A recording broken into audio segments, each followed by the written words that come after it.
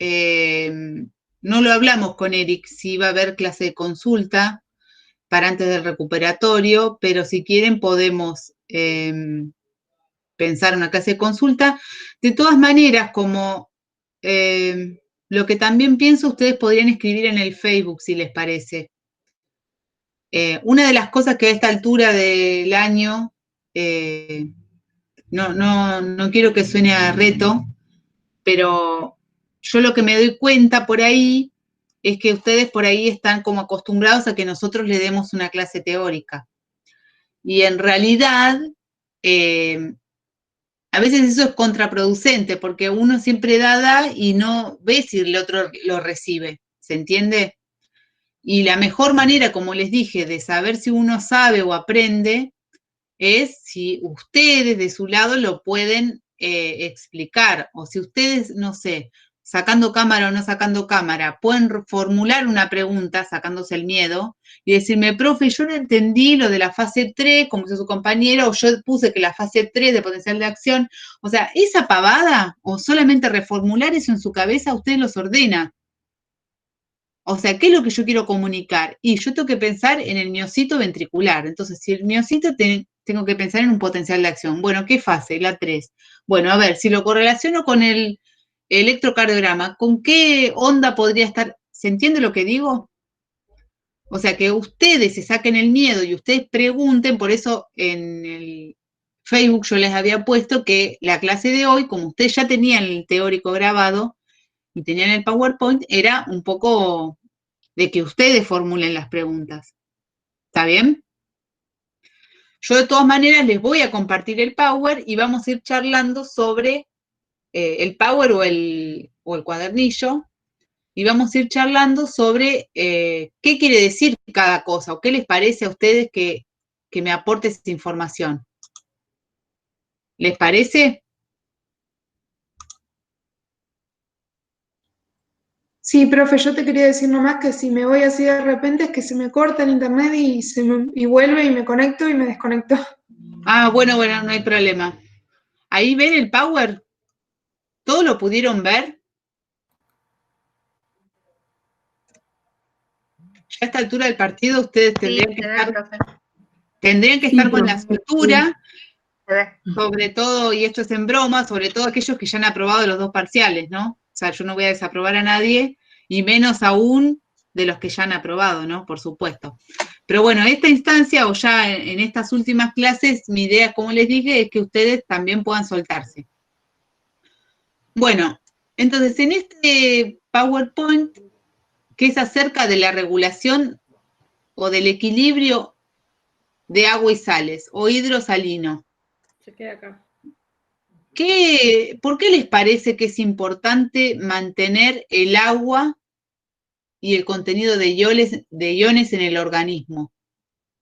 O si ustedes, por ejemplo, si ustedes perdieran mucha agua, ¿qué les parece que se vería afectado?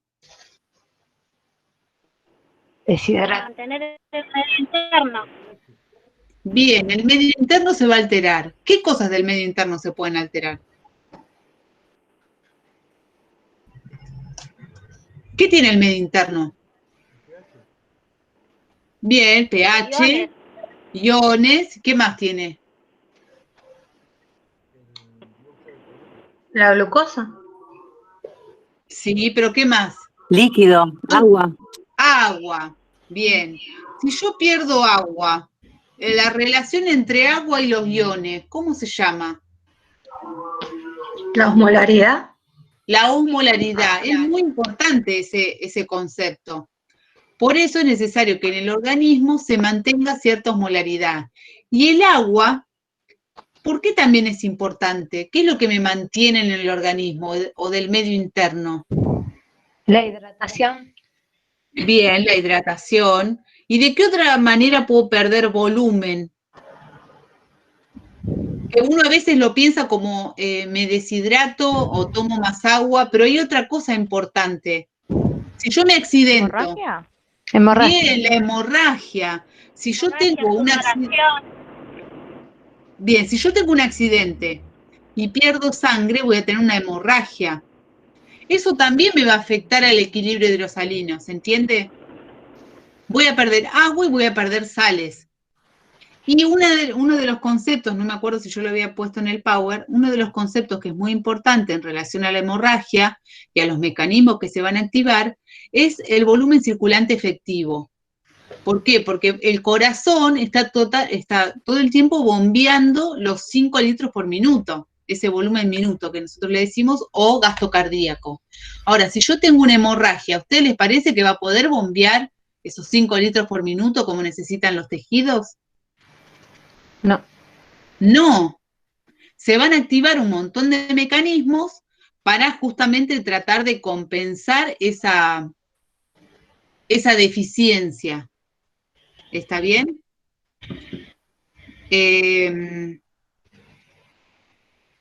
Bueno. Y una de las cosas que vamos a ver después con insuficiencia cardíaca es que también, o sea, puede ser, o sea, imagínense que el corazón es la bomba, es lo que está funcionando, ese músculo, todo el tiempo funcionando para enviarle sangre a los tejidos. Y es como si, yo a veces lo digo este ejemplo muy burdo, pero para que lo tengan bien gráfico, es el que me está mandando los autitos a los tejidos. A través de la sangre me manda los autitos. Esos autitos son las hemoglobinas, que necesita llevar el oxígeno a todas las células de todo el organismo. Los va empujando de alguna manera el corazón. Si lo que vamos a ver en las próximas clases en insuficiencia cardíaca es que si mi corazón no tiene la suficientemente fuerza, imagínense que esos autitos no van a llegar a destino, van a llegar más lento. ¿Por qué en una insuficiencia cardíaca, por ejemplo, en vez de tener un gasto cardíaco de 5 litros por minuto, que es lo normal, va a tener un gasto cardíaco menor? ¿Se entiende? O sea, por eso es muy importante mantener en este caso el equilibrio de agua y sales, no solamente pensando en agua y las sales, sino también pensar en el volumen sanguíneo. Y en el caso de la hemorragia, lo que se van a perder son las dos cosas, tanto agua como iones, porque yo pierdo las dos cosas. Entonces, esta diapositiva yo creo que es muy fácil, que la pueden interpretar. Después el balance de agua, y había una pregunta en el cuadernillo. Fíjense que esto es importante, ¿lo ven todos? Fíjense qué importante esto de que en el organismo el 60% aproximadamente, entre el 50 y el 60% del peso corporal corresponde a agua. Entonces, para un hombre de 70 kilos va a tener 6 por 7, 42 litros de agua. ¿Está bien? Y una cosa importante que quería yo destacar en esta figura, fíjense que el balance de agua, el balance siempre es lo que ingresa versus lo que egresa. Fíjense que tiene que haber un equilibrio o un balance entre lo que se ingiere en los alimentos, en el agua que se consume y también en el metabolismo, que fíjense que acá está ejemplificado que la glucosa, es un ejemplo nada más, la glucosa cuando se oxida, ¿sí?, mediante el metabolismo celular, va a producir dióxido de carbono y agua. Esta agua también va a contribuir a el ingreso o a la producción de agua. Y todo lo que se pierde, ¿sí?, es decir, el egreso, va a ser a través de la sudoración, de la respiración, porque esta agua se elimina en la expiración, a través de las heces y a través de la orina. ¿Qué más? Esto es muy importante, fíjense que, ¿por qué es importante mantener la osmolaridad? Porque dijimos que el balance entre el agua y los iones va a determinar este parámetro que es muy importante, la ósmosis. Ale, sí. ¿Puede ser que haya un error en donde dice disminución? ¿Acá? Sí, que abajo donde dice mayor a 300 sea.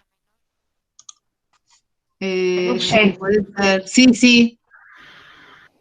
Sí, sí. Porque decían las dos mayor y no, una no me cerraba. Y vos intentaste explicar en el... Puede ser que lo haya explicado bien, porque me parece que esto me di cuenta, Sí. pero yo lo había grabado.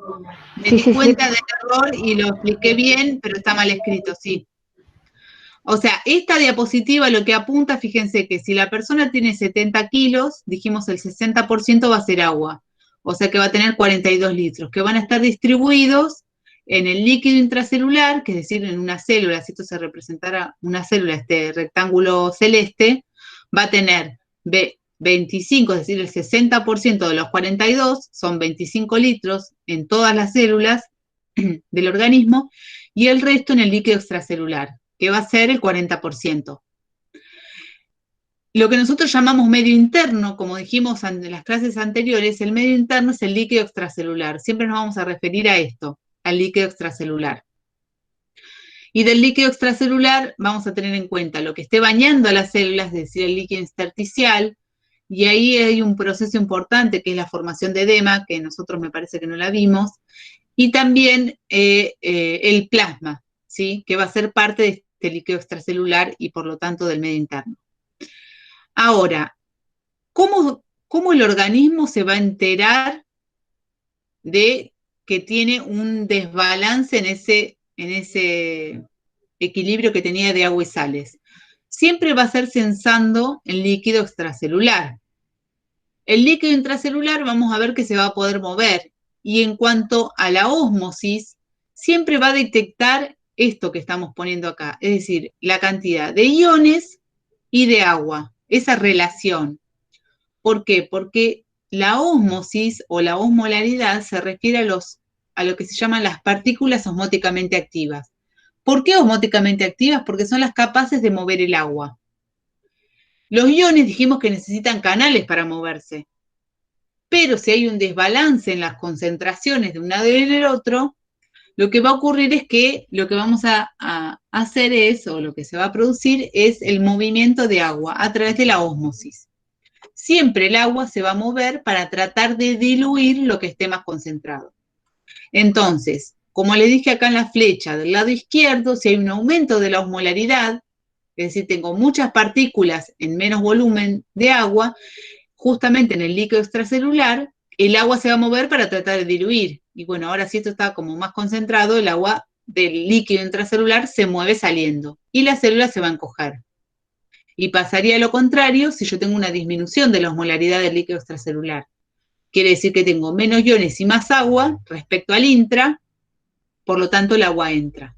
Y la célula entonces se hincha. Estos son, digamos, los efectos que puede causar un desbalance en la osmolaridad del líquido extracelular. Vamos a ver algún ejemplo de que esto puede ser una señal para activar una vía hormonal, ¿sí? Que es la de la hormona antidiurética.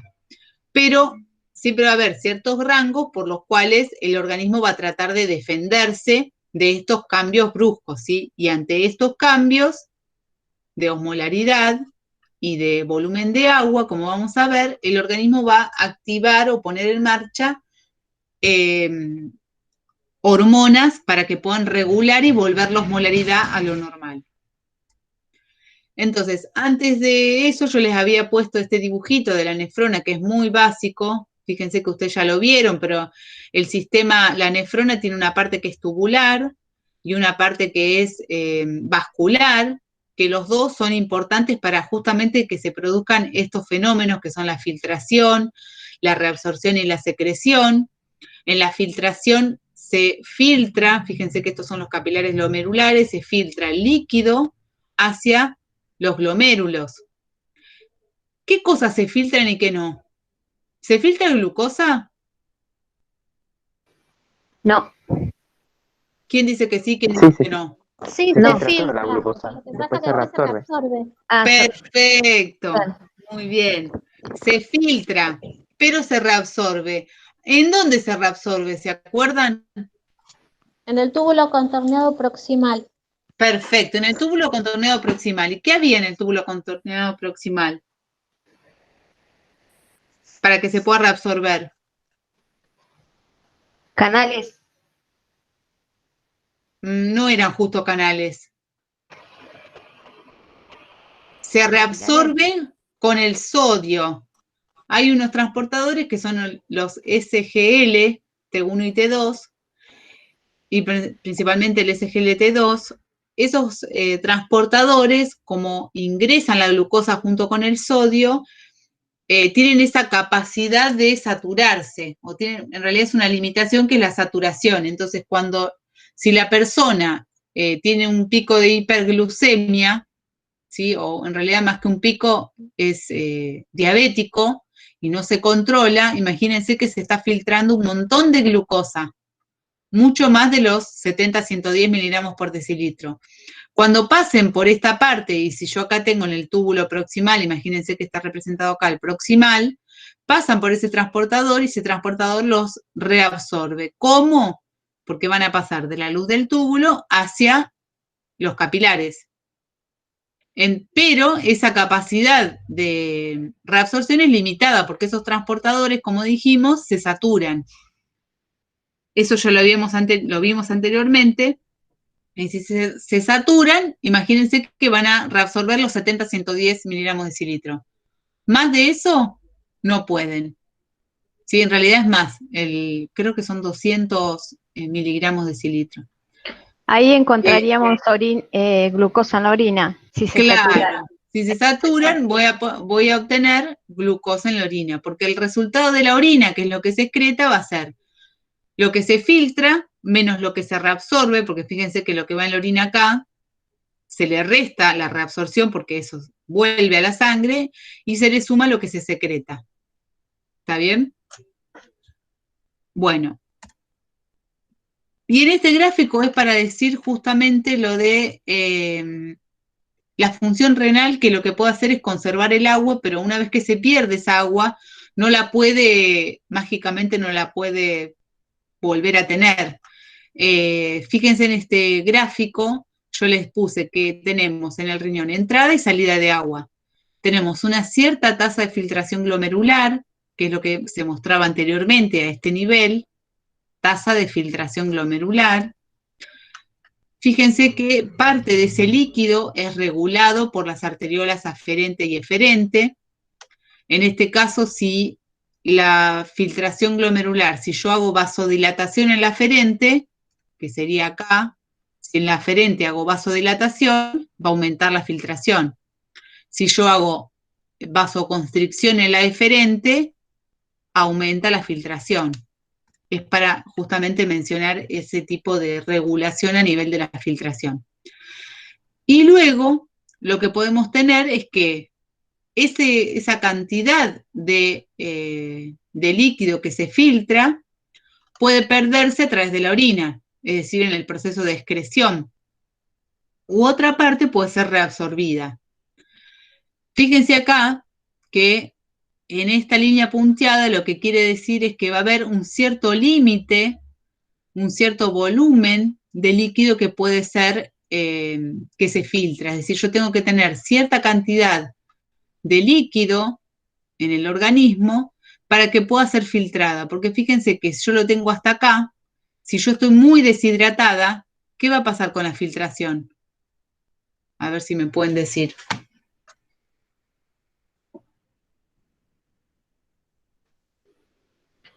Disminuye. ¿Cómo? Va a ser más Disminuye. lenta. ¿Más lenta?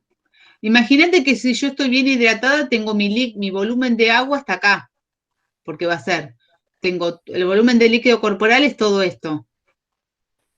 Lo que se filtra es esta parte. Y este es el límite para que se filtre. Ahora, si yo tengo menos volumen de agua, porque estoy deshidratada, porque estoy quemada, porque tengo alguna dificultad, fíjense que este nivel baja. Si baja hasta acá, ¿tendré filtración y producción de la orina? Y no. Disminuye. No, claro, disminuye. O Fíjense que disminuye o no hay.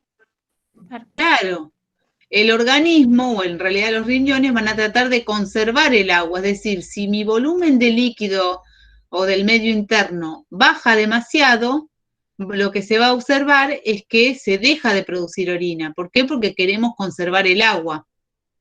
¿Está bien? Es solamente para ver la función. Ahora, si bajó ese líquido y si yo no me hidratan nuevamente, lo que perdí ya no lo puedo volver a recuperar. ¿Se entiende? El riñón lo que va a hacer es conservar lo que tiene. Es decir, eliminando menos. A ver, hay alguien que está en el... me sonó el...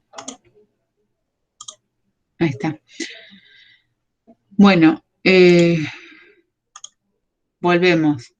¿Lo entendieron el gráfico ese?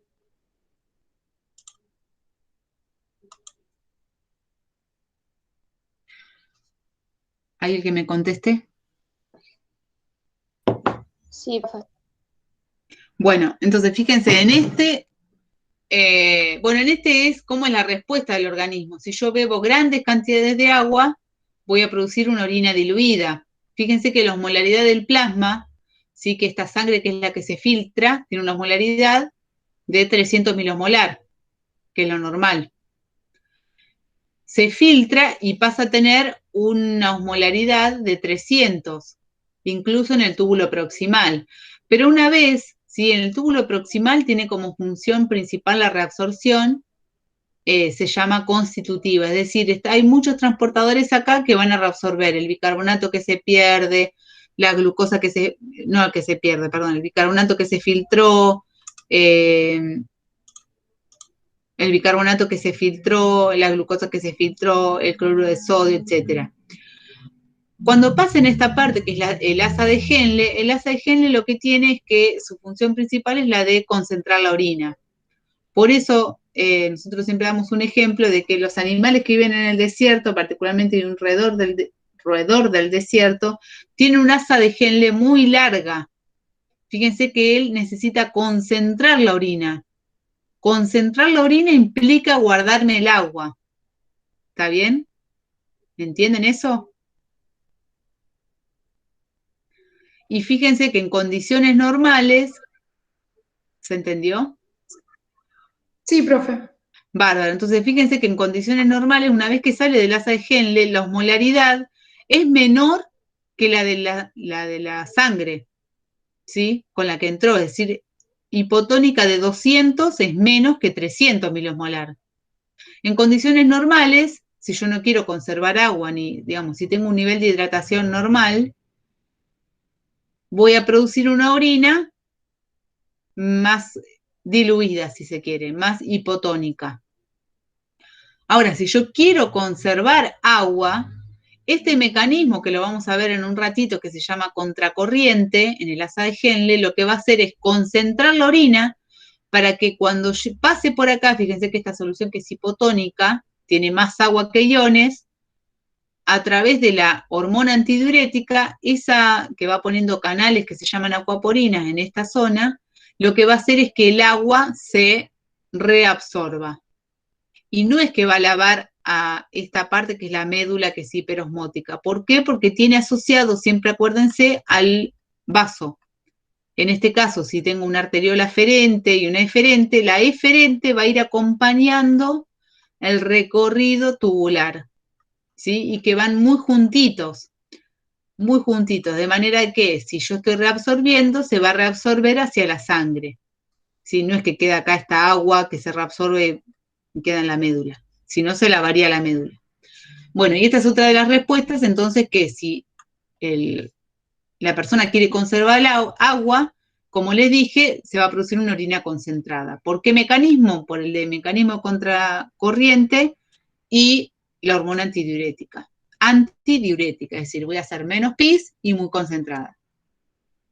Bueno, entonces, en este caso es un poco ampliando el dibujito de arriba, ¿cómo es que se mantiene el balance de agua y sales? Fíjense, de nuevo, tenemos en el líquido extracelular, ¿cómo se van a detectar los cambios en la osmolaridad, que lo normal es 300 milosmolar para el medio interno, para la sangre, y cómo se detectan los cambios de volumen? Si hay cambios de osmolaridad, va a ser detectado por osmorreceptores, que ya vamos a ver dónde están. Y si hay cambios de volumen, de líquido, va a haber mecanorreceptores. ¿Por qué de volumen de líquido? Porque estos mecanorreceptores responden a estiramiento. Si yo tomo mucha agua, los mecanorreceptores se van a estirar y me van a activar una vía que lo que va a hacer es aumentar la natriuresis y la diuresis, como ven acá. Si se activaron los osmorreceptores, lo que quiero hacer es conservar agua para justamente regular la osmolaridad. A ver, vamos a un ejemplo. La hormona antidiurética o la vasopresina. ¿Cómo se concentra la orina? Entonces, para eso, ahí esta es una de las cosas que yo a veces les digo, es estímulo, receptor, hormona y la respuesta, ¿no? Para ordenarnos. El estímulo, en este caso, que aumenta la osmolaridad. El receptor son los osmorreceptores. ¿Dónde se encuentran? Vamos a ver qué es en el hipotálamo. Las hormonas que van a participar, principalmente la ADH, el mecanismo contracorriente que vimos recién en los túbulos, en el asa de Henle. Y la respuesta, una orina concentrada. Es decir, si me aumentó la osmolaridad, porque, por ejemplo, perdí agua o porque comí algo muy salado y aumentó la osmolaridad, la respuesta homeostática va a ser conservar esa agua, porque eso va a restablecer la osmolaridad del plasma. Entonces, fíjense, ¿dónde está? En el hipotálamo están esos receptores.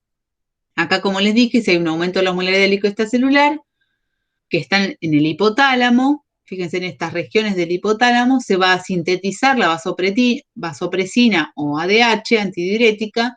Estos son núcleos especiales en el hipotalámicos, y como son neuronas que cambian ¿se acuerdan que nosotros dijimos que los cambios de osmolaridad cambiaban el volumen de las células? Bueno, estos receptores hipotalámicos funcionan porque se encogen. Si aumenta la osmolaridad, estos osmorreceptores hipotalámicos se encogen. Al encogerse, envían una señal sináptica hacia la neurohipófisis. Y en la neurohipófisis se va a justamente guardar esta ADH que se sintetizó acá, y eso va a ser un estímulo para que se libere. Fíjense que se libera la ADH hacia la sangre y ¿qué más? Y esto que completa el mecanismo es qué se va a necesitar qué se necesita y dónde actúa la ADH. Vamos a ver que, como les dije, se necesita el mecanismo contracorriente y el túbulo contorneado distal y mediante acuaporinas para producir una orina concentrada. Es decir, si aumentó la osmolaridad, que era el estímulo, lo que quiere hacer el organismo es concentrar la orina para reabsorber agua y restablecer esta osmolaridad. Bueno, y acá les contaba que en la naturaleza el mecanismo contracorriente también existe y está dado por esta cercanía de los vasos sanguíneos. En este caso, en la pata de este animal, lo que ocurre es que si yo tengo el animal que está en el frío, fíjense que la sangre que viene del corazón se enfriaría cada vez más. Y cuando subiría fría. Sin embargo, al estar muy cerquita la parte venosa de la arterial, hay transferencia de calor de un lado y del otro. ¿Sí? Es decir, de la sangre arterial a la venosa, de manera que la sangre se vuelve a calentar y vuelve al corazón más calentita, ¿no? Bueno, ¿y cómo hacen para conservar agua? Mecanismo contracorriente. Esto es un poco lo que les decía hace un rato. Fíjense que en la arteriola aferente, que es la que le llega la sangre al capilar glomerular, se filtra. Esa sangre vino con 300 miliosmolar, pasa por el túbulo contorneado proximal, luego va por el asa de Henle, y en el asa de Henle van a ocurrir varias cosas. Por ejemplo, acá en la flecha verde solo se reabsorben iones. Quiere decir que lo que se va a producir es hiposmótico. Y en esta parte solo se reabsorbe agua. Esa reabsorción que yo digo de agua y de iones, ¿dónde se va a ver reflejada? En este capilar peritubular, pero en la médula, ¿sí? Porque esta asa de Henle está más desarrollada en la médula, se llama vaso recto. ¿Qué más? Bueno, de este proceso lo que ocurre es que se va diluyendo lo que va pasando, lo que queda en el líquido tubular, y se va haciendo esta parte que se llama médula, que es lo que rodea al capilar, a la parte tubular y a la parte vascular, ¿sí? Estos vasos rectos, se llama médula, y eso se va a ir concentrando. es decir, va a aumentar la osmolaridad. Eso es lo que va a favorecer el movimiento de agua. Fíjense que siempre el agua se va a mover para tratar de diluir a lo que está más concentrado, en este caso la médula. Solo que esa reabsorción, en vez de ir a la médula, que la diluiría, va a ir al vaso, a este vaso recto. En definitiva, si en condiciones normales yo voy a producir una orina diluida, porque acá en esta parte, en el túbulo contorneado distal y colector, se va a ir diluyendo.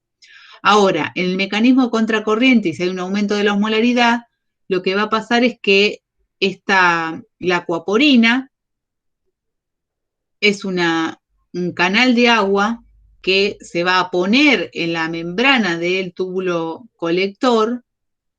¿Por qué? Porque la ADH, que fue el estímulo para que se libere por el aumento de la osmolaridad, la ADH va a ir por la sangre y cuando llegue, ¿sí? Acuérdense que yo tengo que este túbulo está en contacto con la sangre o está cerquita, cuando llegue esa sangre, que es la que transporta la ADH, va a activar una vía de señalización en estas células que va a poner los canales acá, en el túbulo colector.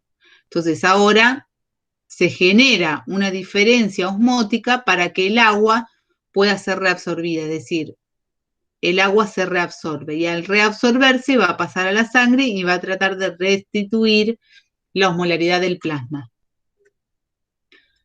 La urea también contribuye a esa hiperosmolaridad de la médula. Fíjense que hay transportadores en la médula y en los túbulos que justamente aumentan la concentración de la urea en el líquido tubular. En este caso, fíjense que dice la ADH aumenta la permeabilidad del agua en esta región, hay un transportador de urea y la ADH en este caso aumenta la permeabilidad del agua y también el transporte de urea. La urea entonces va a contribuir en la médula a hacerla más hiperosmótica.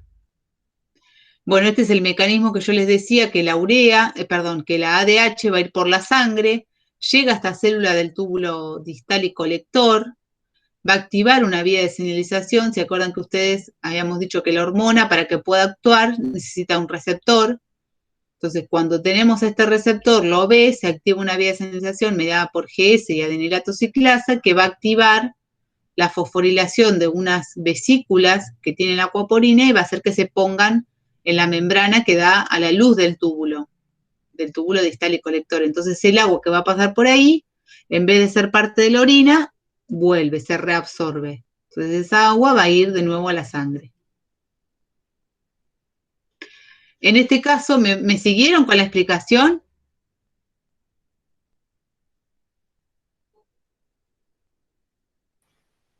Sí.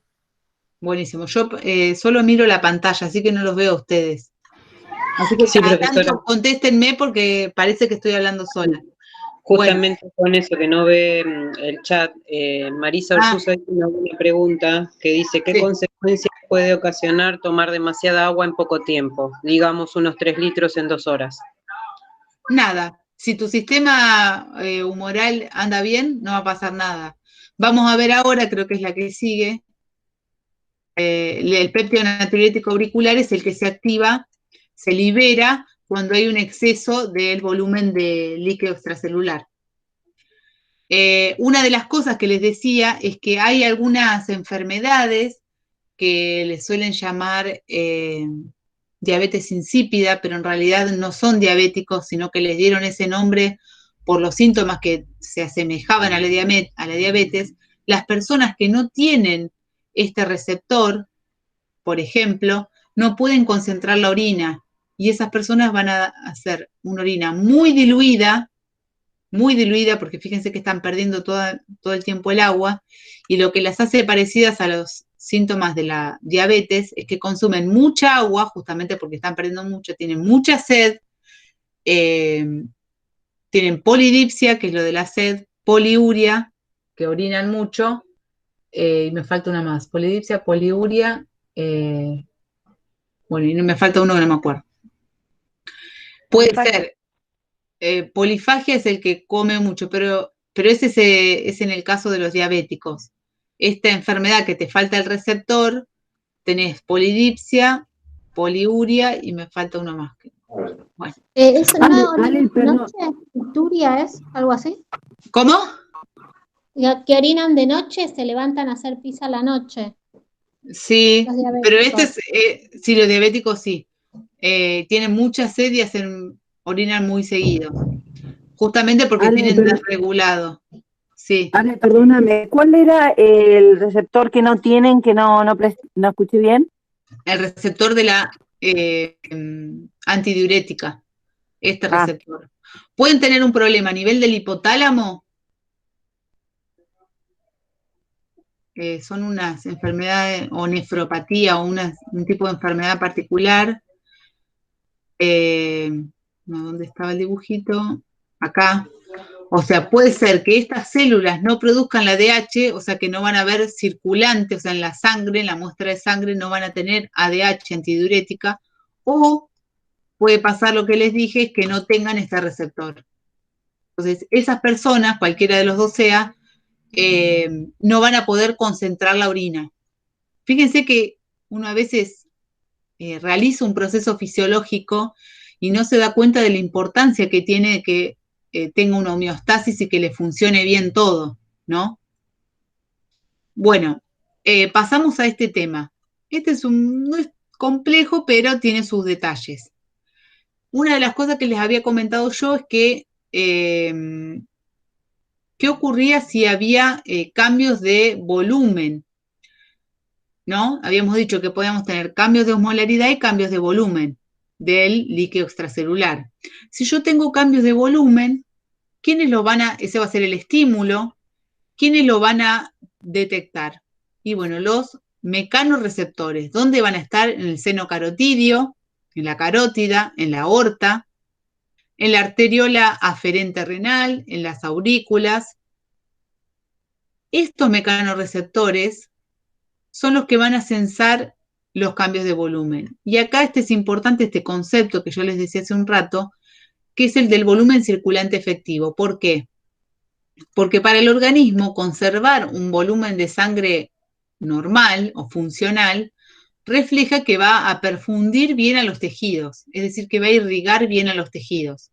Si el volumen circulante efectivo, por ejemplo, por una hemorragia, tuve un accidente, perdí mucha sangre, ¿sí? Ustedes imagínense un accidentado. Y esto lo habían visto, creo que cuando vieron regulación de la presión arterial. Pero ustedes tienen un accidentado que pierde mucha sangre. ¿Qué sistema les parece que se va a poner en marcha para mantener la homeostasis? Cuando ustedes, como les dice acá, el volumen circulante efectivo disminuyó.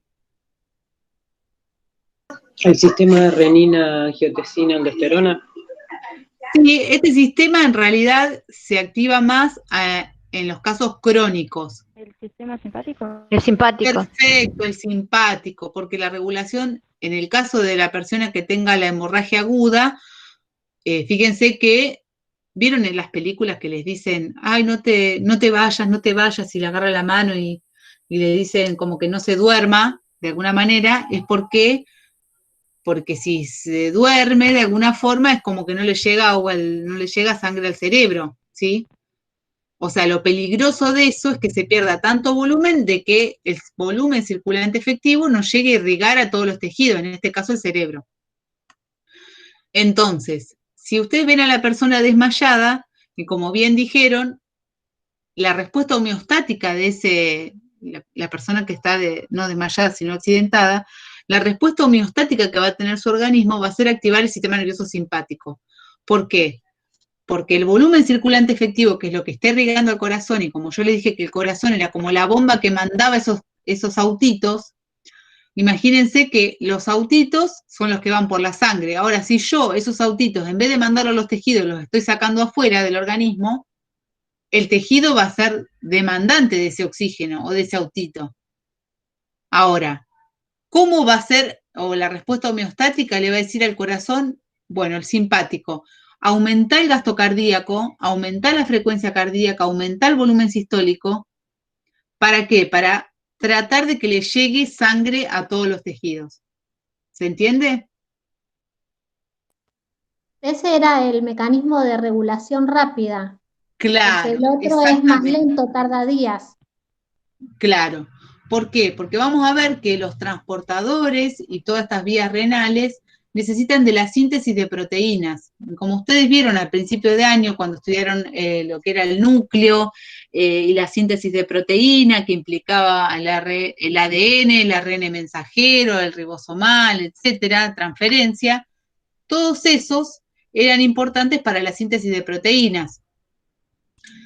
Esa síntesis de proteína no ocurre de un momento para otro. Requiere tiempo. Entonces, ese mecanismo miostático va a ser más efectivo, pero se va a activar más a largo plazo, ¿sí? No tan a corto plazo. Por ejemplo, si hay una hemorragia crónica, no sé, tengo una úlcera gástrica o tengo una hemorragia intestinal, probablemente no me dé cuenta, voy a tener los parámetros del hemograma alterados, voy a tener una anemia, y además voy a perder sangre. Pierdo, no me doy cuenta. Si esa persona se descompensa de alguna manera, porque no ingiere suficiente líquido, etcétera, va a tener un volumen circulante efectivo menor. Esperen, perdón. Tengo a mi hijo que me está preguntando por el cargador. Chicos, problemas domésticos. Se ríe. Bueno, entonces lo que les decía es que en la hemorragia crónica, si yo tengo una disminución del volumen circulante efectivo o una deshidratación, ya vamos a ver algunos ejemplos, ven como dice acá, deshidratación grave, no sé, una diarrea, por eso es importante para los nenes chiquitos, el caso de las diarreas, que sean bien controladas, o una deshidratación porque me fui a correr en un día caluroso y, no sé, una maratón tremenda, también puede ocasionar estos problemas. Y bueno, ¿y qué sistema? Entonces dijimos, ¿cuál va a ser en el estímulo? Bueno, si yo tengo una deshidratación grave, una hemorragia, voy a tener una disminución del volumen del líquido extracelular. ¿Cuál va a ser el receptor? Un mecanorreceptor que se encuentra acá. ¿Cuál va a ser la respuesta humoral? Fíjense, como les puse acá, a corto plazo, por ejemplo, a largo plazo, el sistema renina-angiotensina-aldosterona.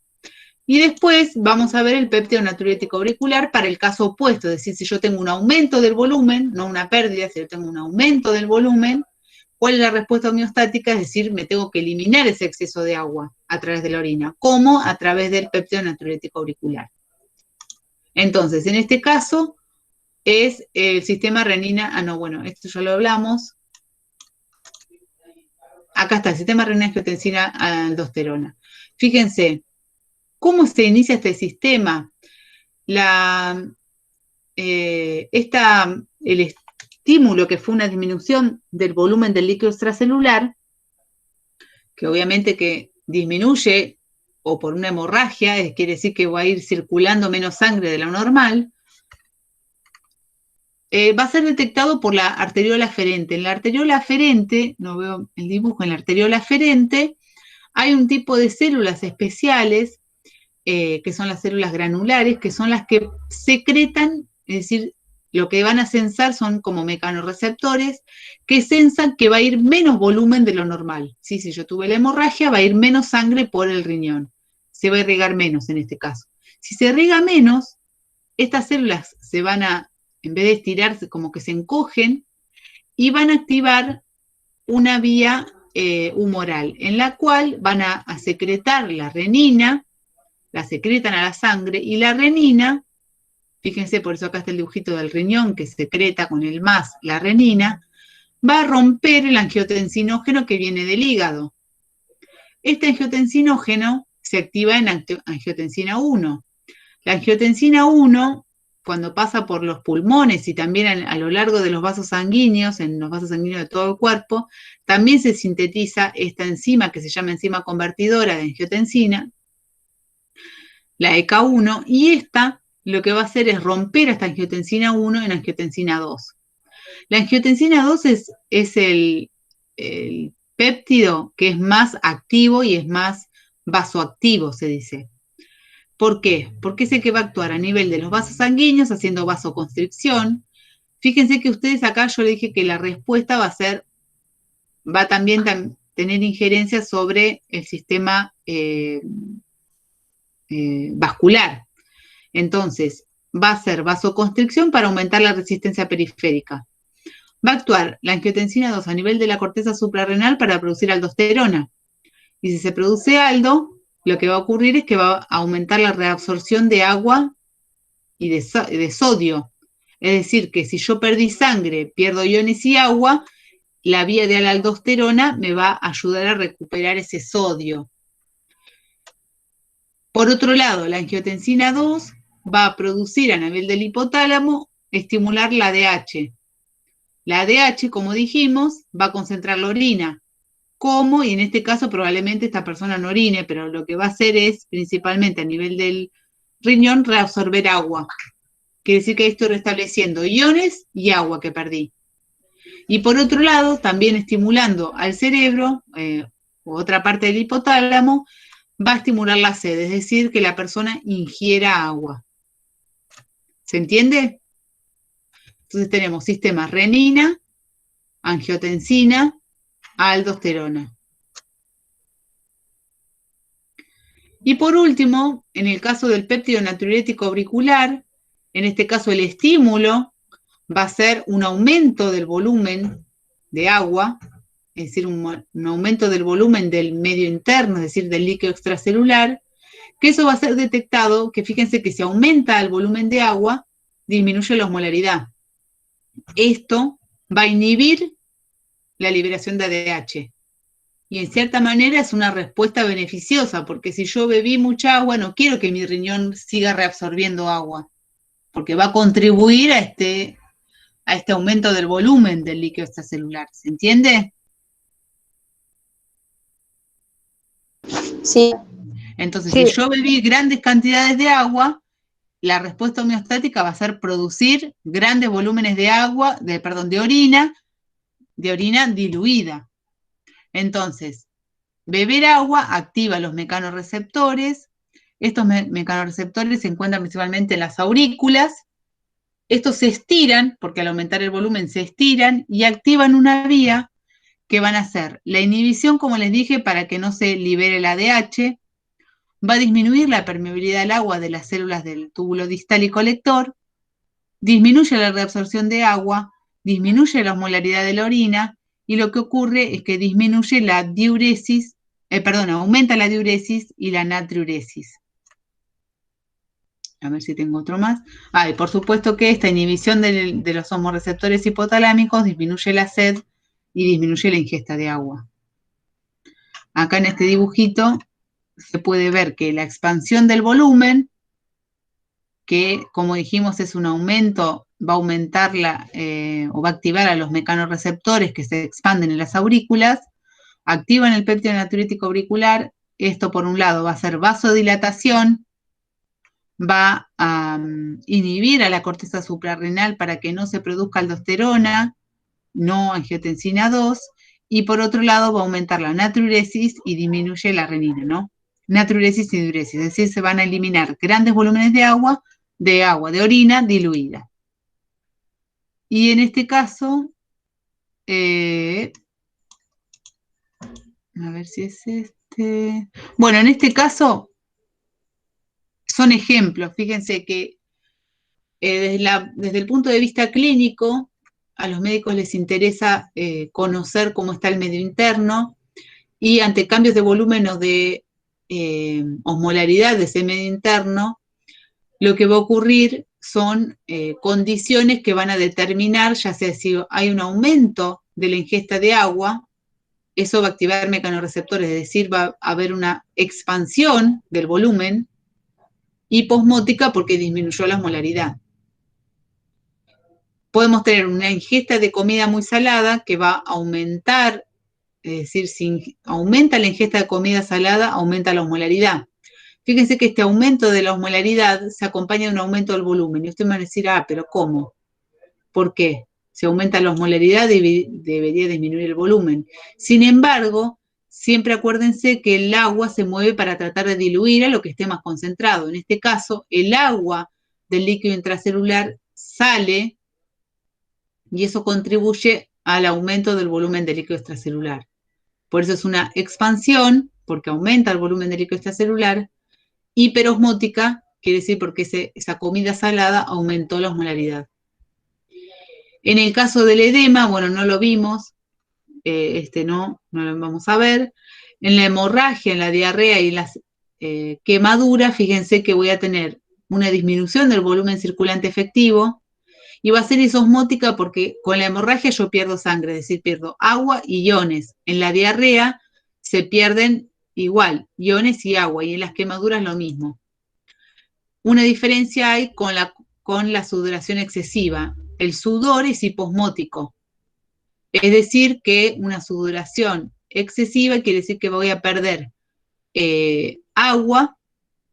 Y fíjense de nuevo, si yo pierdo agua, y como es el sudor hiposmótico, me va a aumentar la osmolaridad. Si aumenta la osmolaridad, en este caso el volumen de líquido extracelular va a tratar de diluir a lo que esté más concentrado, que va a ser en este caso. Por eso el agua sale y disminuye el volumen. Bueno, este es otro ejemplo que cuando no tenemos, por ejemplo, la aldosterona, una insuficiencia de la suprarrenal. Voy a tener, es decir, no puedo reabsorber sodio.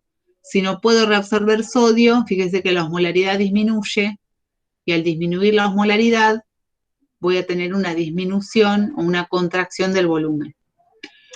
Y en este caso es con estos 3 ejemplos que ustedes puedan resumir este tema poniendo en el ejemplo, como les puse, la ingesta de comida salada, beber grandes cantidades de agua o en este tipo de situaciones. ¿Qué pasa con el estímulo? Es decir, si aumenta la comida salada, aumenta la osmolaridad. ¿Cuál es el receptor que se va a activar? Un osmorreceptor hipotalámico que va a liberar desde la neurohipófisis a la hormona, ¿cómo se llamaba? ¿Se acuerdan? ¿Antidiurética? Perfecto, la antidiurética, el mecanismo contracorriente, como vieron, en el asa de Henle también, y la respuesta, ¿qué va a ser?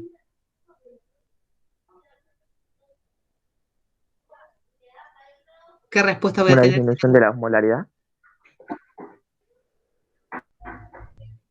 ¿Te parece? Si la antidiurética está en juego y yo comí una comida salada, es decir, que aumentó la osmolaridad, para corregir este aumento de la osmolaridad, ¿qué necesito? Que pase el agua. Para tener agua. Agua, perfecto, necesito agua. Entonces, en el mecanismo que se pone en juego, el mecanismo contracorriente, es reabsorber agua con las acuaporinas. Quiere decir que si reabsorbo agua, la orina me va a quedar concentrada. Poca orina, muy concentrada. Perfecto. Bueno, y en este caso, lo que vimos hace un ratito, beber grandes volúmenes de agua, ¿quién se activa? ¿Qué hormona? ¿Cuál sería? ¿Qué hormona?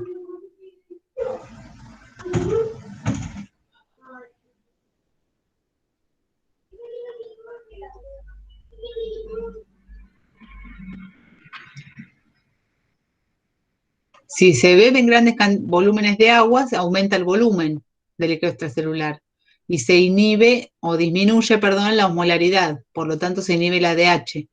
¿Qué hormona se activó con un mecanorreceptor y se liberó?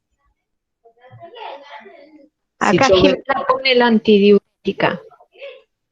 No, la antidiurética se inhibe, porque la antidiurética es la que quiere agua, reabsorber agua. Y si yo tengo que ya mi estímulo, que tengo un aumento del volumen del líquido extracelular porque bebí mucha agua, y la antidiurética no. Es la última vale, ¿cómo es eso de péptido natriurético? Perfecto, ¿Cómo es? péptido natriurético. Péptido natriurético. Péptido natriurético auricular.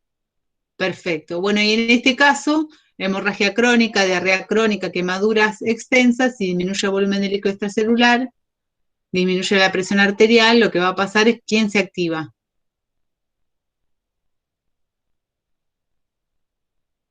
La antidiurética. Antidiurética, ¿qué más? Y simpático. ¿Sistema simpático? Simpático es a corto plazo, pero si es, por eso yo les puse acá crónico, Angiotensina. sistema renina, Renina. angiotensina, aldosterona. Renina, angiotensina. Sistema renina, angiotensina, aldosterona. Bárbaro. Bueno, con esto que hemos hecho un repaso, yo creo que ustedes pueden terminar el cuadernillo. Y creo que nada más. ¿Tienen alguna otra duda?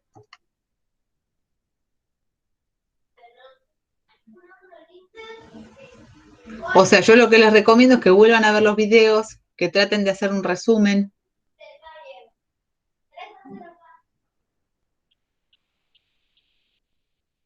¿Tienen alguna duda del tema?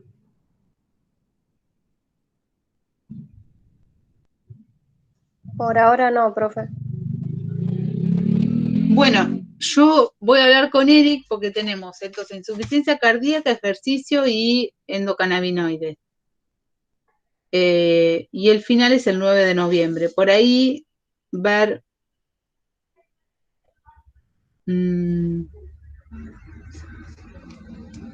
ver si en el de insuficiencia cardíaca podemos hacer algún...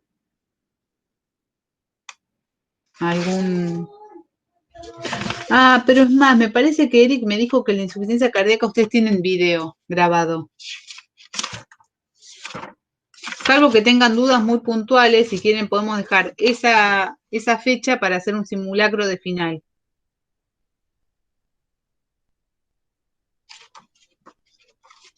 ¿Qué les parece?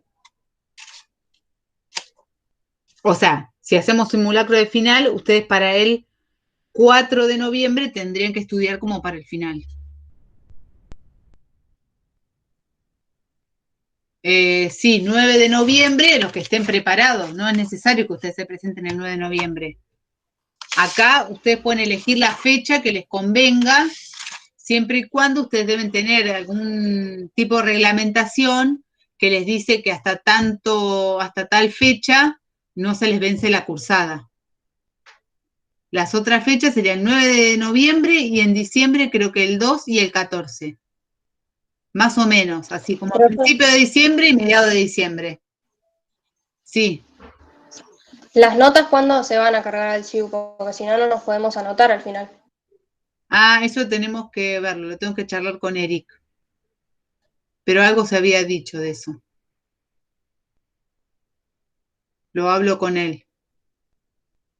Profe, yo tengo una duda con respecto al tema recién visto. Cuando sucede así un accidente grave, digamos, con una pérdida de sangre importante, y bueno, he visto así en series de operaciones y eso que le inyectan adrenalina. Es para aumentar ¿cómo se dice? Aumentar el ritmo cardíaco. Claro, aumentar la frecuencia, o sea, el gasto cardíaco, frecuencia, volumen sistólico. Igual no nos vamos a meter en patología, pero es para que ustedes visualicen en un ejemplo qué cosas de la fisiología que vieron hasta ahora se ponen en juego. Claro, sí, es como que el ejemplo ayuda, digamos, a fijarlo más en la cabeza. Claro, exactamente, porque incluso el tema de hoy no es sencillo. Yo estuve mirando algunas guías, ustedes ya saben que yo no soy médica, pero estuve mirando algunos libros y en realidad lo que nosotros les mostramos acá para equilibrio ácido base y lo que les mostré como el último cuadro de lo que se usa en la clínica, en realidad hay un montón de fórmulas para ajustar el nivel de agua y sales, ¿sí? Porque uno no solamente tiene que considerar toda esta cuestión hormonal para que restablecer los volúmenes y sales del organismo, sino que a nivel de la clínica también se evalúan el estado basal de la persona. Si puede comer por su propio medio, si no, cuánta agua tiene, si está deshidratado, en fin, un montón de cuestiones que obviamente nos exceden. Pero apuntan a ese primer gráfico que yo les mostré de el balance de agua entre lo que entra y lo que sale. Corporal. Bueno, si quieren entonces dejo pendiente para hablar con Eric lo de la carga del SIU. Sí, la fecha de final va a ser el 9 de noviembre y el 2 y el 14, pero tengan en cuenta más o menos en diciembre, principio de diciembre y mediados de diciembre. Le voy a decir a Eric sobre la carga de la nota del SIU de los que ya aprobaron, para que puedan anotarse el 9, y si les parece, si hay video de insuficiencia cardíaca grabado, si les parece, podemos hacer una simulación de final. Ah, lo de la consulta preparcial de la semana que viene. Bueno, le pregunto. De todas Sí, maneras, eso estaría bueno. sí, lo de la consulta preparcial no lo sé, no les podría asegurar. De todas maneras, si ustedes tienen duda a medida que estudien, escriban por el Facebook las dudas que tengan. ¿Ok? Bueno, entonces ahora le escribo y arreglo esas cositas con él. Bueno, les mando un beso y bueno, espero que estén bien. Cualquier cosa nos escriben por el Facebook. Bueno, listo, gracias, Pepe. Éxitos, suerte. Gracias, Ale, chao. Chau, chau. La próxima sin cámara, ¿eh? Con cámara, perdón. Dale.